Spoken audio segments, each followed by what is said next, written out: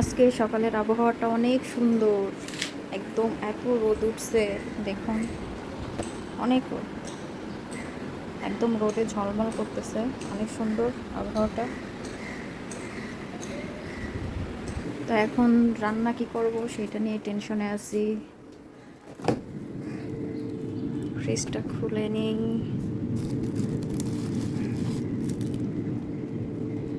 এই মাছটা এখন রান্না হবে। দিনের নিয়ে আসা কিছু শিং মাছ যেভাবে রেখে দিয়েছিলাম, এগুলোই এখন রান্না করব।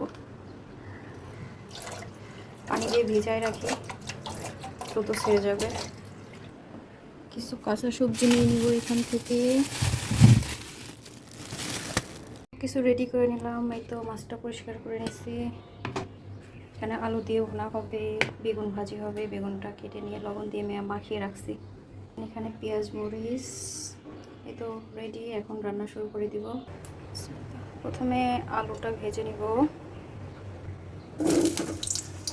হালকা একটু লবণ আর একটু হলুদ দিয়ে ভেজে নিব।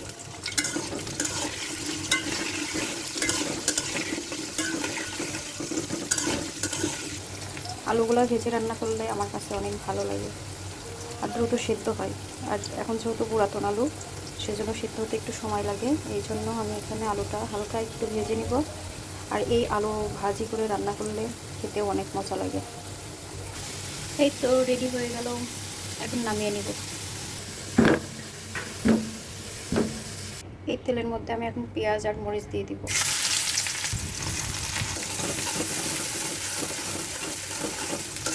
পেঁয়াজ আর মরিচ বাদামি করে ভেজে নিব। একটু পোড়া পোড়া হয়ে গেছে। এখন আমি পেঁয়াজ এবং মরিচ বাটা দিয়ে দিব। মশলাগুলো ভালোভাবে কষিয়ে নেব। এর মধ্যে আমি একটা সব ধরনের মশলা দিয়ে দিব। তো লবণ, হলুদের গুঁড়া, মরিচের গুঁড়া, জিরা বাটা, মশলাগুলো ভালোভাবে কষিয়ে নেব। মশলা কষানো হয়ে গেছে। এখন আমি আলু দিয়ে কষিয়ে দেব ভালো করে।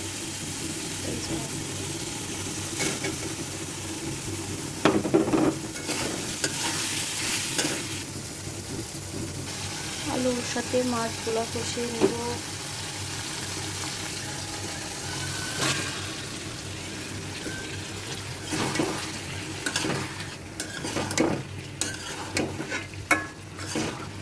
পরিমাণ মতো পানি দিয়ে দিব।